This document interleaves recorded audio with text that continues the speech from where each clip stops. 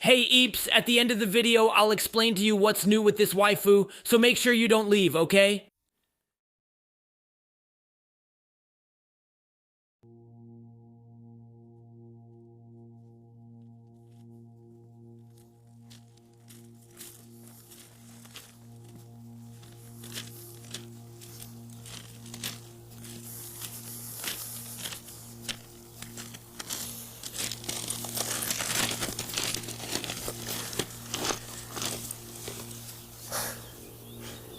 A tilt of 1.2% on a picture on the wall, you can barely tell that it's crooked.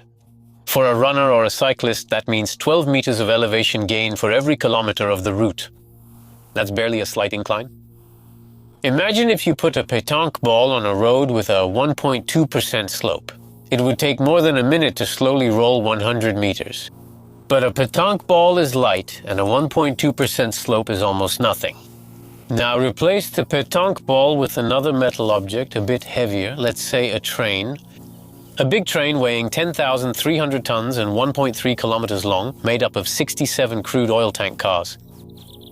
And park it at the top of a hill. Once that's done, go 12 kilometers downstream on a gentle slope of 1.2% and put a small peaceful town of 6,000 inhabitants there. And I forgot, the train has a braking defect, and here we go.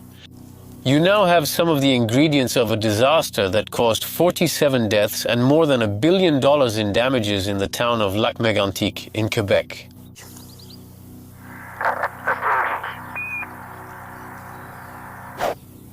I've been asked to cover this topic countless times in the comments. I can tell that for you Quebecers, it's something very sensitive. So today, here we go, we're going to talk about the Lac-Mégantic disaster. So it's July 5th, 2013. Thomas Harding, passionate about trains since childhood, became a locomotive engineer like his father. He has been working at the Montreal, Maine and Atlantic Railway, or MMA, for decades, and his colleagues talk about him as a high-caliber and extremely competent engineer. Alone in charge of his convoy of 67 tank cars pulled by 5 locomotives, he finished his shift around 11 p.m. and parked on the main track at Nantes Station in Quebec. We are 30 kilometers from the border with the United States, and this is just normal daily operations. Indeed, trains cross the border, but the operators themselves can only drive in their own country, so the locomotive is left with the engine running, while waiting for an American operator to come and take over at 7 a.m. the next morning. A taxi brings Tom Harding to a hotel in Lac-Mégantic where the MMA employees are staying. A well-deserved rest, because even though he started his shift in Farnham, less than 200 kilometers away, it sometimes takes nearly 12 hours to cover that distance. So just a routine day, except for one detail. Tom tells the taxi driver that he left the engine running even though it's spewing oil and harmful black smoke. He did receive instructions from his employer to leave the convoy as it is until the next shift arrives, but he still doesn't feel at ease. And with good reason, 30 minutes later, the 12 firefighters from the Nantes Brigade are called by a resident because of a fire starting on the locomotive. Following procedure and the joint drills carried out with the railway company, he shuts off the engine before fighting the flames. The fire is brought under control, and shortly after midnight, the train is left in the hands of 2 MMA employees who arrived in the meantime and who relieved the firefighters. In other words, they tell them the emergency is over, the train is secure, and they can leave the scene. The night becomes calm again, the company agents leave, and the place is deserted once more. An hour goes by before the train, alone on the track, begins to move almost imperceptibly. Slowly. Barely. Only a few millimeters. Then it's centimeters. The movement is visible, but no one is there to notice it. The wheels keep turning and the train moves faster and faster, on a slope of only 1.2%. For a human, that's a ridiculous incline. It's barely enough to make a pétanque ball roll. For a 10,300-ton train, that's a huge slope and the beginning of an inexorable movement with dramatic consequences. At the same time, 12 kilometers away, the party is in full swing in downtown Lac-Mégantic. The Music Café Bar is almost an institution, and many locals are enjoying the cool night air there after this hot summer day. Accompanied by music from local artists, 2 birthday parties are bringing together about 50 people inside and on the terrace. After 1 in the morning, it's break time for the singers. Guy goes to get a beer at the bar while Yvon goes outside to smoke. He had only just stepped outside when he saw the train coming at over 100 km/h around the curve in the city center. Just a few seconds later, the first explosions go off and huge fireballs rise above the rooftops. Panicked, Yvon and a few customers head toward the nearby lake, then change their minds, wanting to help any possible victims. But the heat is so intense that it's impossible for them to turn back. As the blast from the first explosions has already caused damage, the burning oil quickly spreads like a sea of flames, engulfing the nearby cars. When the 30 or so volunteer firefighters from the city arrive on the scene, 8 breach tank cars are on fire. The brigade chief Denis Lauzon decides not to intervene. That might surprise you, but it's a logical reflex for an experienced firefighter like him. And that deserves a little technical explanation.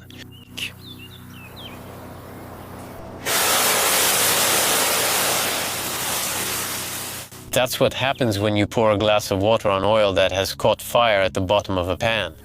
At Lac-Mégantic, there are 800,000 liters of burning oil.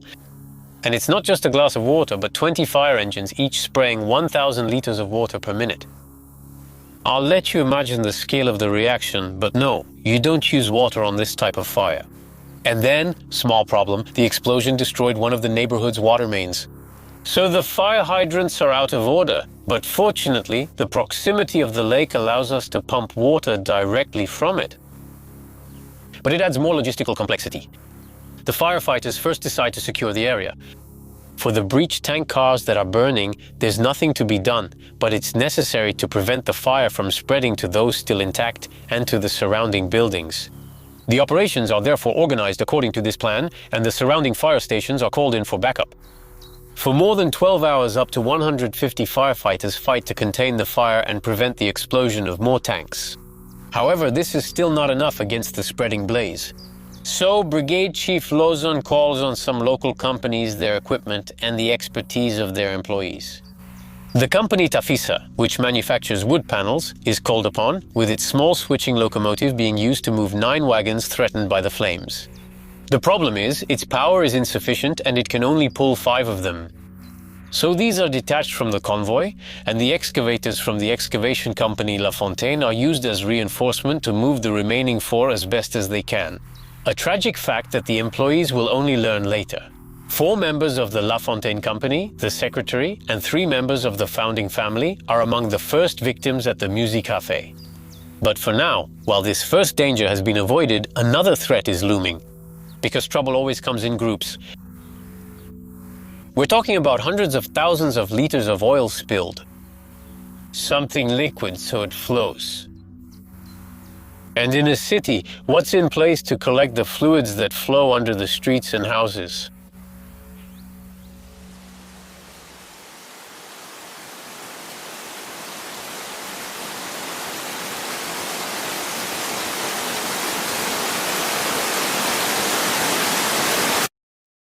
A sea of burning oil threatens to spread throughout the city via the stormwater system. The burning hydrocarbons flowing through the pipes cause 2 problems. Remember what happens when water hits oil, Bon Bourboin? That's what's happening now. The combustion temperature of shale oils reaches 2,000 degrees. The oil comes into contact with water, which instantly vaporizes, and its volume increases by 1,700 times. Steam and flames violently blast manhole covers dozens of meters into the air. However, there is still water left, and the burning oils are lighter. So they remain on the surface and gradually spread under the streets in a crackling and explosive mixture, causing more and more damage and new fire risks. So the brigade chief once again calls on the La Fontaine company. Excavators will pour gravel and rubble into all the manholes to limit the spread of the fire with these makeshift barriers. A first and rather small victory in the face of the task ahead. 800,000 liters of burning oil isn't something you can control easily, and it's visible from far away. Or rather, from very high up. The blaze was photographed by a weather satellite an hour after the first explosion. At the first light of day, the fire is still raging. It would take nearly 24 hours after the derailment for large quantities of fire-retardant foam from the United States and a nearby refinery to arrive. They also send specially trained personnel and equipment to support the teams on site. Little by little, the joint efforts of the 200 responders, whether ordinary civilians, volunteer firefighters, or professionals, managed to overcome the blaze. After 4 days of struggle. Even with the flames under control, the situation is far from resolved. Oil slicks are still present almost everywhere. Oil has seeped into basements. But above all, the time to assess the material and human toll is approaching. But before this grim tally, we'll try to find out who's to blame. How did we get here? Is it the responsibility of one person or just bad luck? For example, the train went into the curve way too fast right in the city center. Why did the track go through there? Why didn't we build a bypass? Is the municipality responsible? You should know that originally this track was used to transport livestock, grain or wood in short trains. Nothing really dangerous. Rail transport of oil on a large scale had only existed for 3 or 4 years then. And it takes much more than that to change a railway route. But above all, there's this essential point. Why did the train go down the slope? So, let's take a quick look back at the events, this time with a bit more context. On July 5, 2013, around 11 p.m., Tom Harding, the sole crew member of a train with 67 tank cars, parked his train at the station on the main track. The locomotive's engine has to run for 8 hours unattended until the American crew arrives before continuing its journey. Tom is using outdated equipment. During his journey, he informs his management that the locomotive is having mechanical problems and a loss of power. He talks about the leak to the taxi driver who takes him to his hotel and contacts headquarters again to report the problem and get instructions. Still, he did his job as well as he could. Well, almost. The rule at MMA regarding braking to park such a convoy is the 10+2 rule. Take 10% of the number of cars, add 2, and that's the number of manual brakes you need to apply to secure the train. Tom Harding is in charge of 72 cars and locomotives, so he should have set the brakes on 7+2, 9 of them. The investigation will show that he had only applied 7 mechanical brakes plus the air brake on the lead locomotive, so 8 in total. We're already out of compliance. And he hadn't properly checked that the braking was sufficient. So the accident is Tom Harding's responsibility. Or not. Remember, he followed the company's instructions, and when he left his train, it didn't move for more than 2 hours, so the braking was sufficient.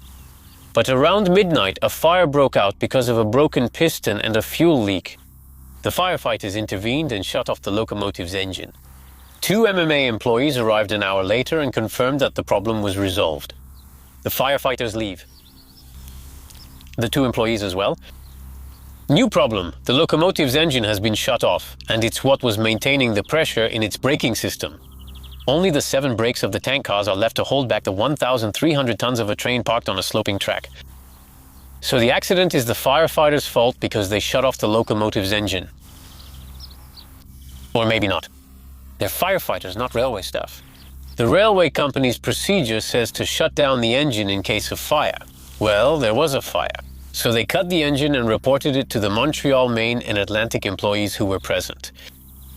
Who confirmed it? So, whose fault is it? Was the tragedy just bad luck? If you've already watched some videos where I talk about this kind of disaster, you may have noticed one thing. Well, unless I really messed up. It's that when there's a problem, bad luck is always just an insignificant event, but it's preceded by a mountain of mistakes. You got it, the loco had a breakdown, a broken piston and diesel piling up where it shouldn't. Well, a mechanical issue indeed. That could still just be bad luck. Except that in just a few years, it's the 4th time firefighters have had to intervene on MMA equipment because of locomotive fires. Not to mention winter derailments. That sounds a lot more like a maintenance and upkeep budget that's been cut to the bone than an accidental breakdown, doesn't it? And speaking of equipment, let's talk about the tank cars. They were DOT 111 tank cars, a common model for transporting liquids, made up of a steel tank 11 millimeters thick. Yes, technically that permits transporting petroleum products. But in the event of an impact, you can see that it's not very sturdy. Alright, but we'll come back to that. These tank cars were traveling on tracks, with sections known to be in poor condition. Remember, I told you that the convoy took up to 12 hours to cover less than 200 kilometers. That being said, if we follow these tracks back to where the train started, we come to another part of the problem. The drilling site. It's located in the Bakken region in North Dakota, and it's not conventional oil, but shale oil. So, a quick technical point. To sum it up, with conventional oil, you pump nasty molasses directly from a big underground lake. For shale oil, you first inject a lot of chemicals under pressure to extract a less pure oil that's trapped in rocks and sediments. And over there, this oil has another peculiarity. It contains hydrogen sulfide, methane, and propane. Explosive gases that explain the violence of the explosions in Lac-Mégantic. And let me clarify another point. The site operator and the authorities knew the composition and characteristics of Bakken oil before the disaster. So why transport that by train, given the accident risk that entails, instead of by pipeline? As we've seen, rail transport has only been used for about 4 years. A simple reason for that is that there was almost no shale oil extraction. Before? The Bakken field and others as well already existed, of course, but it was too expensive to exploit them compared to conventional fields. So the sites were running at a slow pace, but the rise in global prices changed the situation. Almost overnight, these fields became profitable. Very profitable. But since they weren't fully exploited before, there wasn't enough infrastructure to support them. So yes, there were pipelines available, except that the operating companies and the Federal Energy Commission of the United States refused to allow oil overloaded with hydrogen sulfide with deadly and explosive fumes to be transported through them. So, well, no pipeline. But it would have been possible to build another one specially adapted for that. The project was actually being studied, but it required a lot of time and money, while the railway companies came knocking with a simple argument: instant capacity. The tracks already exist. The equipment does too. It's costlier, slower, and less reliable than a pipeline. Okay, it's going to travel through century-old networks and tank cars that weren't designed for it, which will get corroded by shale oil. But it allows them to sell their output. And with regulations more suited for transporting grain and wood, no one will complain about a few gaseous compounds. So 2/3 of the production leaves by rail in convoys of up to 120 cars. In 4 years, the number of tank cars transporting this oil has increased 50-fold. Again, whose fault is it? It's the fault of the administration that authorizes shale oil drilling, of those who barely regulate its transport, of the lack of regulation and oversight. Well, we're in North America, you know, and without much exaggeration, it's business above all else. Rail ship products are classified into categories based on their danger level. Bakken crude will always be categorized by the shipper as the least risky possible for this type of product. Well, yeah, classifying it correctly would impose more constraints. And besides, hey, its composition keeps changing depending on the wells. So we're not going to test it all the time. That would slow down production. Quick anecdote. You remember hydrogen sulfide, the explosive and deadly stuff for humans? So 4 pipeline operators stopped handling Bakken oil because it contained too much of it. But how much is too much? To give you an idea, at 5 parts per million, ppm, the first manager said stop. At 10 ppm, 2 others gave up transporting it. At 24 ppm, the 4th one dropped it. Local law prohibits exposing workers to more than 50 ppm. All right? And so, tests from one of the pipeline operators revealed hydrogen sulfide levels of 1200 ppm in some samples. That's a lot. Despite this, one of the oil shippers will try to overturn these decisions on the grounds of significant economic harm. All right, but without success. For its part, World Fuel, which has secured a rail shipping contract, states that based on its internal tests, hydrogen sulfide is not a significant issue. Rule number 1, never ask any questions. And rule number 2, never open a package. Let me remind you of another important point. Unlike in France or Europe, the vast majority of railway networks are private in North America. On the same route, you can therefore travel on sections owned by several companies, each of which manages them according to its own criteria. This is one of the principles of privatization and deregulation, relying on the fact that companies will act in their own best interests. And so they will choose on their own, without the need for legal constraints, to pick the best maintained equipment available and run it as efficiently as possible and attract more customers thanks to the quality of their services. I'm telling you, some people over there really believe that. In short, with the financial windfall from shale oil, many companies have bought up and more or less restored what they see as equipment in order to get their share of the jackpot. And this is where we come to the Montreal, Maine and Atlantic Railway, which was in charge of the Lac-Mégantic train. It was formed from the merger of 4 other carriers and is a subsidiary of Railworld, based in the USA. Acting in its own best interests and all that, the MMA has an accident rate up to 10 times higher than the average for American railway companies. It also had 8 incidents and derailments over the decade that led to hazardous material spills. Their secret to achieving such results? Buying abandoned lines, using second-hand equipment repaired with used parts, and running everything with the minimum possible staff. I should mention that none of this is illegal. Well, but cutting costs and transporting oil must be profitable, right? After the accident, the president of MMA, Edouard Bourcart, stated that his company and its insurance would cover the $8 million needed to clean up the area. Yeah, because we're just talking about cleanup for now, not reconstruction. But hold on, we'll get back to that too. So, with this new information, and for you now, whose fault is it? Do you think it's the driver's fault, who has to work alone with faulty, worn-out equipment, but who at the same time performed a safety maneuver incorrectly? Is it the fault of a company that prioritized profit without ever investing in equipment maintenance, infrastructure, or staff training? Is it the fault of lax regulations and inspections? Unless it's simply chance? Make up your own mind, really, right now, and jot it down somewhere. You'll be able to compare it to the verdicts from the various trials related to this case. Because before the legal proceedings, there's a difficult time for this small community. Searching for the missing and clearing debris. This mission is entrusted to 75 firefighters from nearby stations, not from Lac-Mégantic. For 2 main reasons. On one hand, because the area remains dangerous, filled with gasoline vapor, pools of oil, and cluttered with the mangled wreckage of the train. But also because it is certain that the firefighters of Lac-Mégantic will recognize among the victims some friends, loved ones, or family members. In terms of material damage, around 40 buildings, including the library, municipal archives, businesses, and residences, were affected or destroyed over 2 square kilometers. 2,000 people, or 1/3 of the city's residents, have been temporarily evacuated. They were either too close to the disaster or affected by the thick smoke and fumes released by the burning of 5.5 million liters of oil. Lac-Mégantic and several other nearby towns drew their drinking water from the lake where 100,000 liters of hydrocarbons were spilled.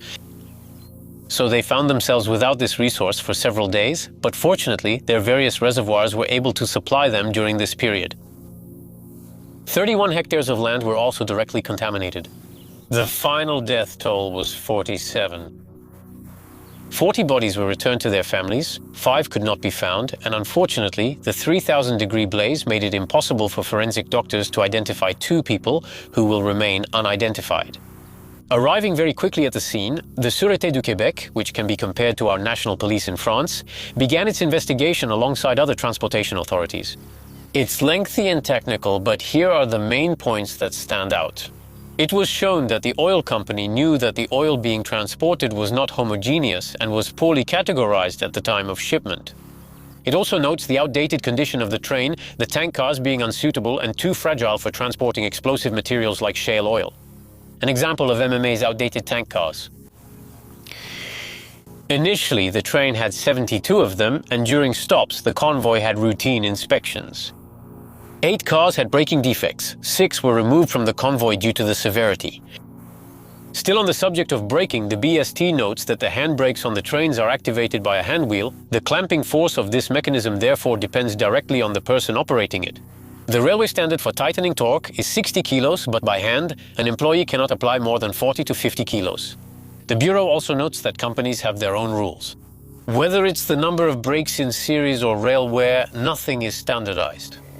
And again, MMA took advantage of this regulatory freedom by running obsolete equipment and antiquated track into the ground.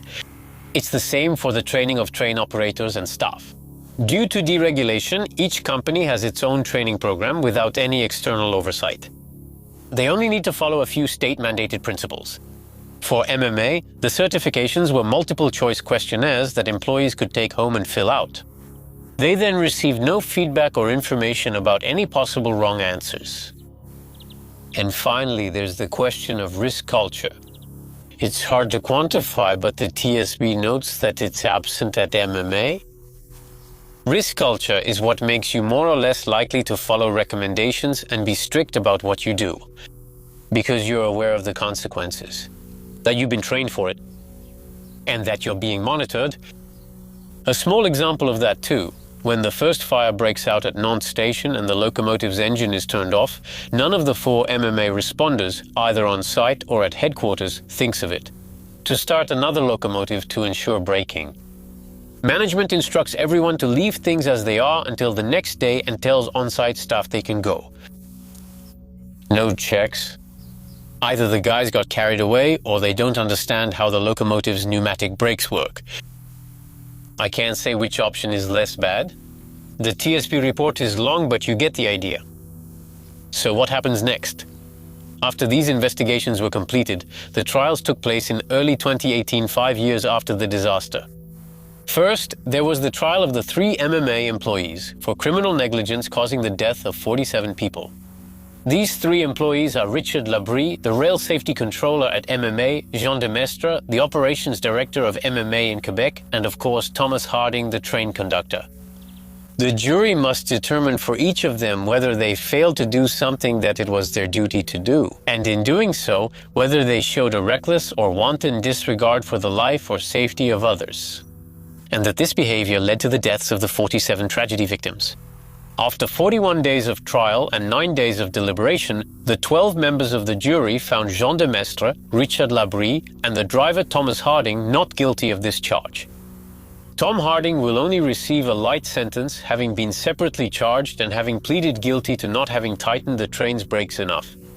The second trial is against Montreal, Maine and Atlantic for criminal negligence.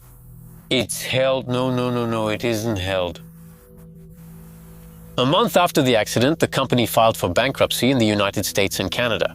So no more administrator, legal representative, or lawyer to represent it.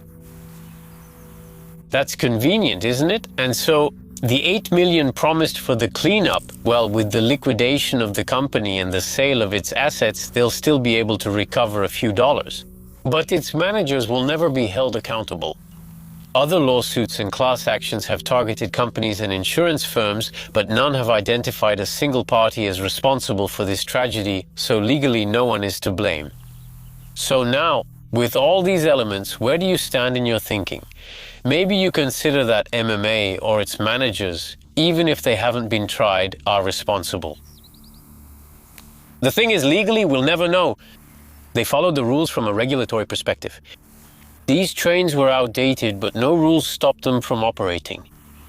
The staff certifications via multiple-choice tests were legal. The Transportation Safety Board didn't find any major violations. It was a company that complied with the standards set by the system. So is the system to blame? Is it the fault of deregulated capitalism that allows anything and everything? Well, once again, that would be a bit of an oversimplification. Because other railway companies in the United States or Canada don't all use single-person crews for freight transport. And as a traveler, you benefit from modern trains with all the comfort and staff needed to cross and visit this beautiful country. The system, whether economic or political, does not automatically create abuses. But it can make them easier. It doesn't necessarily cause disasters, nor will it miraculously protect you from them. But in this case, it created an environment, from oil extraction to Atlantic Acadia, that made this tragedy much more likely. All right? And then, as with every major disaster, the regulations evolved. The new standards for tank cars now require an extra 1.5 millimeters of thickness. And what? But you're not going to complain either, because we're not adding 15 millimeters to reinforce a 100,000 liter oil tank. It's already pretty good after all. Well, ideally, experts would actually recommend double hulls like on tankers and a couple of other things to reinforce the structures. Without making them indestructible, that would have greatly reduced the risk of leaks and chain reactions in case of a derailment. But while it's expensive, it would cost $1 billion or $2 billion spread over several years, and that's just not possible for oil companies and their tight budgets. Here's a funny little fact. In 2013, the profits of the 4 big North American oil companies amounted to $20 billion. Profits from just 1 month in a single year could have funded all the upgrades. But well, the system and all that, so no revolution in regulations or restrictions. A few changes just for show, and they promised that would fix everything. And strangely, several citizen coalitions are not convinced by these announcements and are still demanding stricter standards today. Let's still note that the government increased the number of railway inspectors and injected $143 million to improve the safety of the network. And it had a spectacular effect because in 2014, just 1 year after the Lac-Mégantic disaster, the number of incidents involving runaway rolling stock, meaning trains that take off on their own or derail, dropped by 1/3. Amazing, right? Well, the guys just got scared for a year and were a bit more careful than usual. But in 2015, the number of incidents returned to its original level and then continued to rise. A small example, in 2016 north of Toronto, it was again a convoy of 72 tank cars that quietly rolled away for 5 kilometers. No damage, no deaths, but obviously there still seems to be a slight problem. All right, I'll leave it at that. Let's get back to the residents of Lac-Mégantic, where the reconstruction is taking a long time. The first step, which lasted 3 years, was to decontaminate the 2 square kilometers affected by the fire. After the area was cleaned, rebuilding could start, but the shopkeepers had already moved to other neighborhoods. Thus, Frontenac Street, which was once the shopping street and the historic center of the city, lost part of what made it charming. Heading up to St. Agnes Church, you'll notice nearly all the shopkeepers are gone. Turning around, you can't ignore the emptiness left by the convoy's explosion. After 12 years of study, a bypass route will finally be created. At the end of 2025, the file was submitted to the Canadian Transportation Agency. We're far from breaking ground, but progress continues even without unanimous support for the new route. This tragedy has been psychologically devastating for the community. Because of the number of deaths, of course, but especially because, as the residents said, even if you don't know someone who died, you know their parents. 2 extreme situations illustrate this trauma. First, that of a 25-year-old volunteer firefighter who, during the search, discovered the burned body of his former girlfriend in the rubble. He never recovered and took his own life 4 months later. I also told you about Yvon Ricard, the singer who left the music hall just seconds before the explosion. This father of 2 little girls, despite psychological care and support from loved ones, said he kept replaying the events and had nightly nightmares. After 2 years of torment, he died by suicide in August 2015. These 2 tragic losses bring the number of victims of the Lac-Mégantic train accident to 49. A memorial space was inaugurated at the explosion site to honor those lost. Steles and symbolic markers have been erected there. Beyond the controversies, the city and its people are slowly rebuilding to revive the community. Finally, I'd like to point out that the Quebec TV series Mégantic tells the story in 8 episodes, each focused on a person involved in the events. Released in 2023, you can easily find it on VOD, and if you're worried that some scenes might be too hard to watch, look up to the sky, be astronomiki, and see you next time.